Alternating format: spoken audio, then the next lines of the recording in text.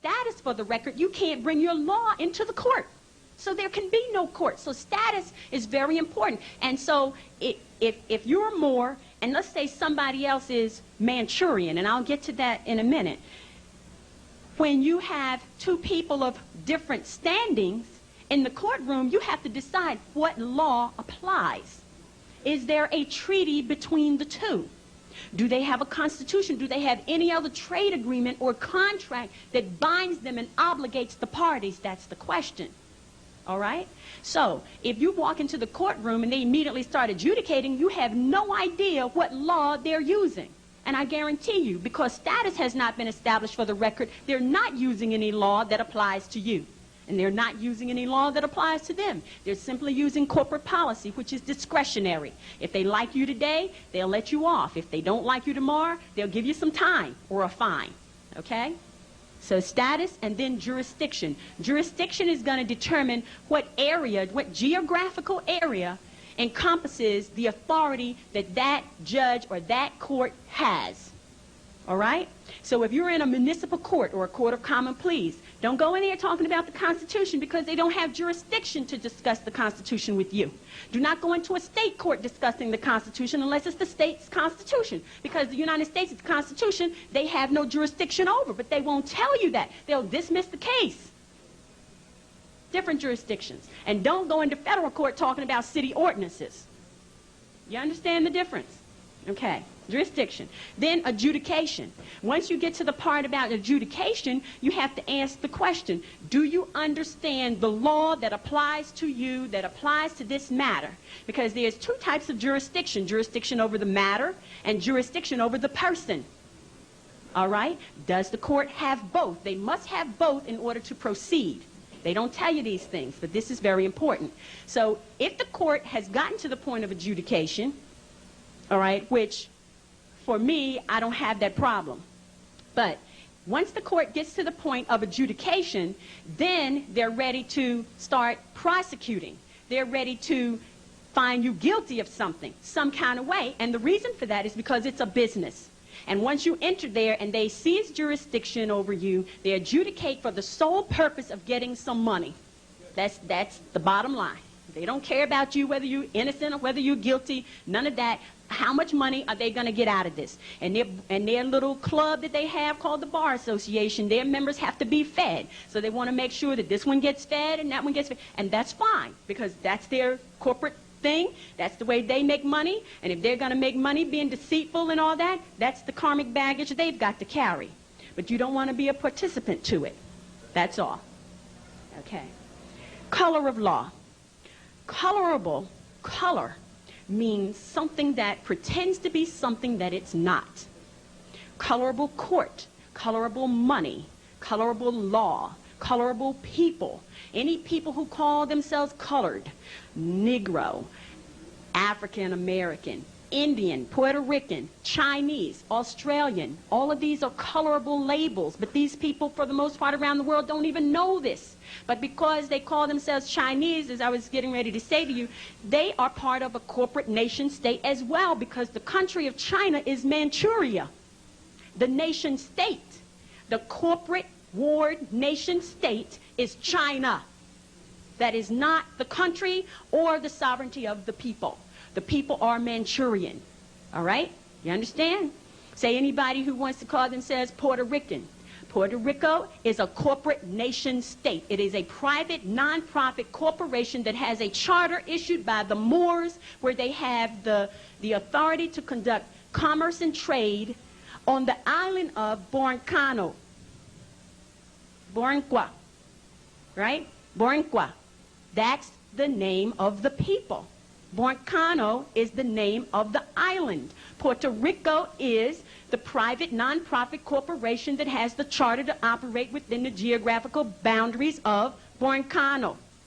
Most Puerto Ricans don't even know that. I go around telling people all the time, you're not this, you're not that. This is who you really are, because people have grown up into slavery for generation after generation in all these corporate nation states who belong to the United Nations, which is a private non-profit corporation trade association for nation state corporations.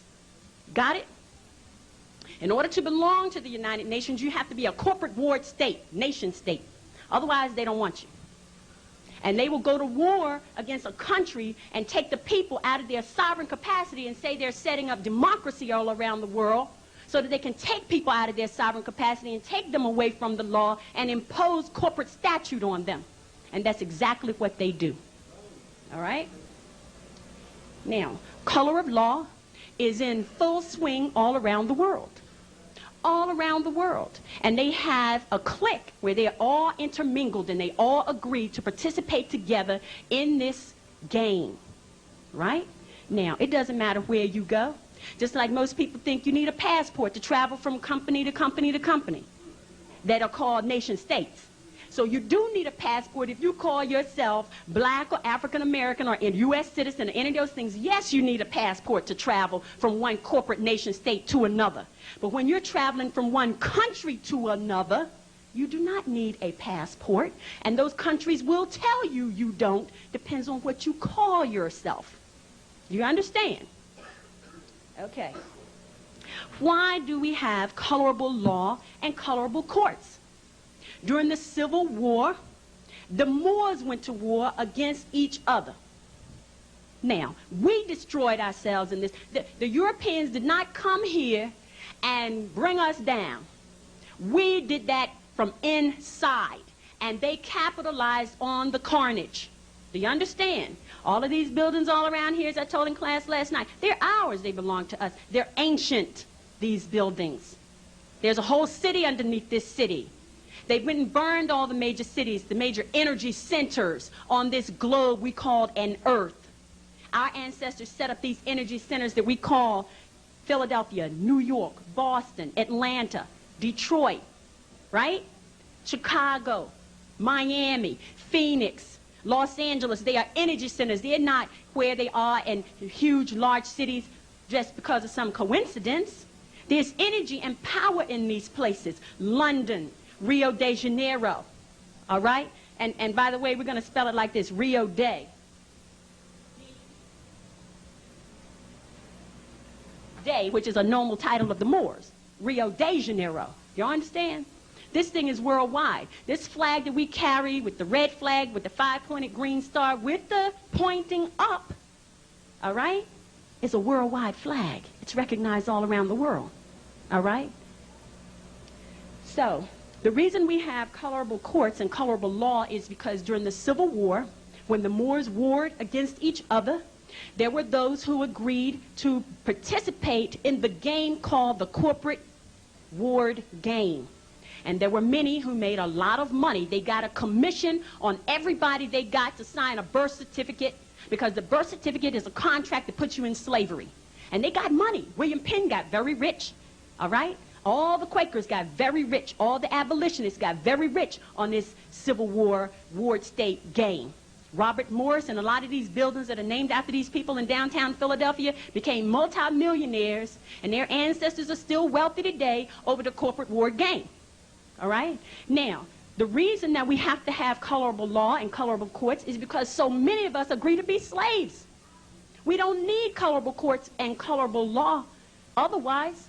But the people who agree to be bound by the 14th Amendment, which covers civil rights, which covers Negroes and African Americans and Jews and Hispanics and Indians and all these people like that, if you agree to call yourself that, they have to create a statute that applies to you, because law doesn't apply to you.